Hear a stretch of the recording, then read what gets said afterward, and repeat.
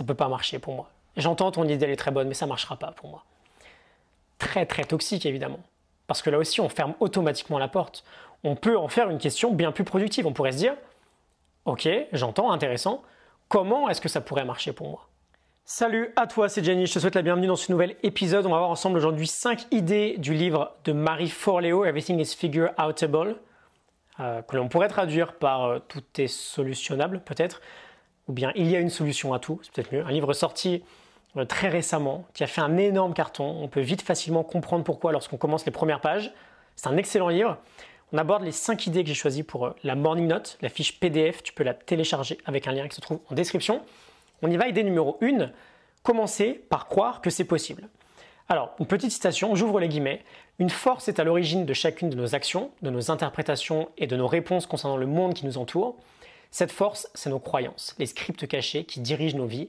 À la manière du rail qui trace le chemin du train, nos croyances déterminent notre destination et ce que nous sommes prêts à faire pour y parvenir. Je ferme les guillemets. C'est une très très grosse idée. J'en ai parlé très récemment dans l'épisode sur les croyances, c'est le numéro 406. Tous les résultats que nous avons dans notre vie partent de nos croyances. Okay, tout part de ce qu'on pense être profondément vrai pour nous. Elle nous dit la croyance crée le comportement. L'accumulation de ces comportements devient toute notre vie entière. Et donc si on a un objectif en tête, si on a un projet que l'on veut développer ou peut-être une nouvelle vie que l'on veut créer, ça commence bien sûr par le fait de développer en nous cette très forte croyance que c'est possible, que l'on peut y arriver. On veut en être convaincu. Okay, Ford disait, je le répète toujours, que vous pensez être capable ou ne pas être capable, dans les deux cas vous avez raison, dans le sens où si on pense être capable, on se donnera une chance de réussir. Si on ne pense pas être capable, on n'essaiera même pas. Et donc on aura raison. Okay, on ne sera pas capable. Marie ajoute d'ailleurs à cette idée, une chose est certaine, si tu n'es pas convaincu que c'est possible pour toi, ça ne le sera pas. Point, fin de l'histoire. Okay, donc quelle que soit la chose que tu as en tête, la chose que tu veux accomplir, on veut commencer par croire que c'est possible, c'est une histoire de croyance. Ensuite, idée numéro 2, 2 virus à éradiquer dans notre vie. J'ouvre à nouveau les guillemets, j'aimerais que tu sois conscient de 2 pensées destructrices, 2 virus qui peuvent se présenter lorsque tu entends quelque chose de nouveau. Je le sais déjà, et cela ne fonctionnera pas pour moi. Je ferme les guillemets. Je le sais déjà, et cela ne fonctionnera pas pour moi. Pourquoi on veut éradiquer ce type de pensée? Je le sais déjà, dès qu'on se dit ça, on se désengage. Okay, c'est pas une bonne idée, ça ne nous aide pas forcément à grandir. On a un cerveau qui adore les questions. Quand on se pose une question, on va chercher une réponse. Okay, on est curieux. Donc plutôt que de se dire « je le sais déjà », quand on nous parle de quelque chose, peut-être que l'on pense savoir, on pourrait se demander « qu'est-ce que je peux apprendre de ça ?» Qu'est-ce que je peux apprendre de ça? On attise de la curiosité là. On peut peut-être découvrir un angle différent, okay, à cette chose qu'on pensait savoir. On veut un état d'esprit de croissance bien sûr. On est orienté vers de la progression. Et deuxième virus, encore plus important je pense, le fameux « oui ok, mais pour moi ça ne fonctionnera pas. Ça ne marchera pas pour moi. » Tu sais, on te parle d'une idée géniale pour résoudre ton problème. Une idée complètement valable, peut-être voilà, pour avancer sur un sujet que tu as aujourd'hui. Et toi, automatiquement, tu vas répondre « non, ça ne marchera pas pour moi.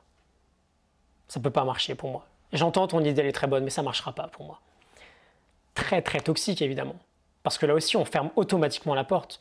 On peut en faire une question bien plus productive. On pourrait se dire « ok, j'entends, intéressant.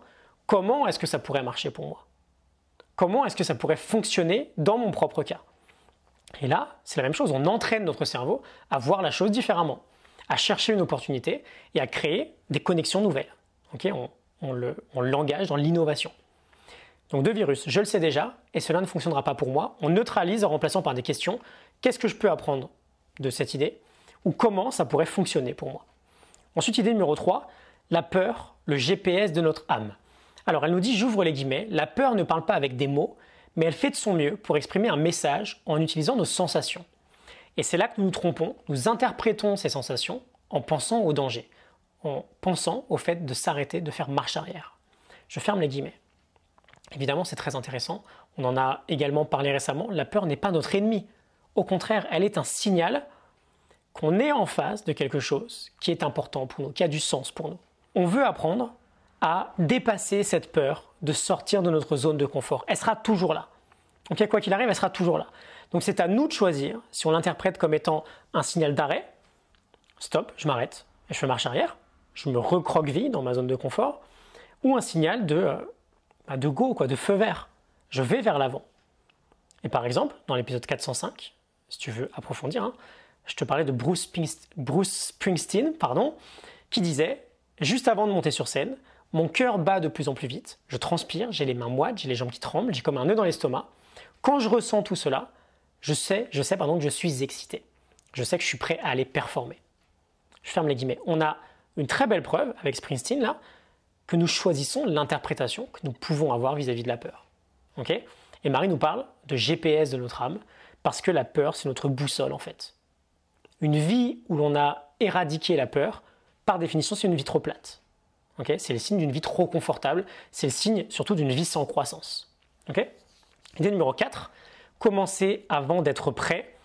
On est toujours sur l'idée assez récurrente dans ce livre de vaincre une sorte de résistance au passage à l'action pour avancer, pour faire un pas en dehors de sa zone de confort. Et très souvent, tu connais peut-être ça, tu veux faire quelque chose, mais tu veux attendre d'être vraiment prêt. Okay ? Tu veux quitter cette boîte, tu veux lancer ce projet, tu veux aller faire cette course, peu importe, mais ah non, je ne suis pas tout à fait prêt, on va attendre un peu. Okay ? Et donc là, on veut se rendre compte absolument qu'on se donne des excuses, en fait, rien d'autre. Et elle nous dit, j'ouvre les guillemets, tu ne te sentiras jamais prêt à faire les choses importantes que tu es destiné à faire. Chaque progrès commence par une décision courageuse. Je ferme les guillemets. Tu ne seras jamais prêt à faire quelque chose que tu es destiné à faire. J'aime bien cette idée de destinée. C'est l'action qui va créer le courage, c'est pas l'inverse. Okay ? Steven Pressfield, dans La guerre de l'art, il y a aussi un épisode là-dessus, je te mettrai un lien, nous dit qu'attendre d'être prêt, c'est en fait de la résistance qui se déguise. Et si on veut créer, on veut vaincre cette résistance-là. Okay ? Elle nous dit, tu dois désobéir la voix dans ta tête qui te dit « je ne suis pas encore prêt ». Très souvent, la recherche supplémentaire que l'on peut faire ou la planification supplémentaire que l'on peut connaître, c'est juste de la procrastination qui est déguisée. Okay ? On fait un pas en avant vers notre projet dans l'action. On arrête d'attendre d'être prêt, on ne sera jamais parfaitement prêt quoi qu'il arrive. Okay ? Et c'est très bien comme ça, il n'y a aucun problème. On agit avant d'être prêt. Et enfin, idée numéro 5, c'est l'un des derniers chapitres du livre. Le monde a besoin de ton talent. Et j'aime beaucoup, elle nous dit, le monde a besoin du talent que toi seul possèdes. C'est une réalité et tu le sais très bien, ta destinée hurle pour être réalisée. Je ferme les guillemets. J'ai plusieurs références qui me viennent en tête à ce moment-là. Déjà, elle nous partage Jane Goodall, je crois. Chacun de nous peut faire une différence. Nous ne pouvons pas vivre un seul jour sans influencer le monde qui nous entoure. Et nous avons le choix du genre d'influence que nous voulons avoir. Okay, ça, c'est Jane Goodall. Je pense naturellement du coup au stoïcisme avec Marc Aurèle qui disait il y a 2000 ans « Chaque être a sa destination, comme le cheval, comme la vigne, cela t'étonne. Le soleil lui aussi, dira-t-il, est fait pour une fonction. Et toi, pourquoi es-donc-tu créé? Pour jouir. Vois si cette pensée est soutenable. » Ça, c'est Marc Aurèle. On a Sénèque aussi, qui disait « Notre souverain bien est d'avoir atteint le but auquel nous sommes destinés à notre venue dans le monde. » Je vais te laisser tranquillement réfléchir à tout ça. Pourquoi es-tu créé? Quel est ton rôle ici? Et si tu n'as aucune idée de tout ça, c'est très bien. Peut-être que ton job, du coup, pour cette année, c'est précisément ça.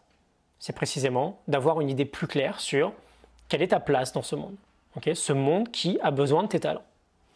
Je te laisse là-dessus. J'espère que ça te parle, que ça t'inspire. Je te laisse un lien pour télécharger la fiche PDF du livre en description. Pour t'inscrire également à mes mails privés, la formation continue quotidienne que j'envoie chaque matin pour t'aider à fermer ce gap entre ton toi actuel et ce que tu es vraiment capable de faire. Okay? On ferme ce gap-là. Je te retrouve très vite pour un prochain épisode. À très bientôt. Salut!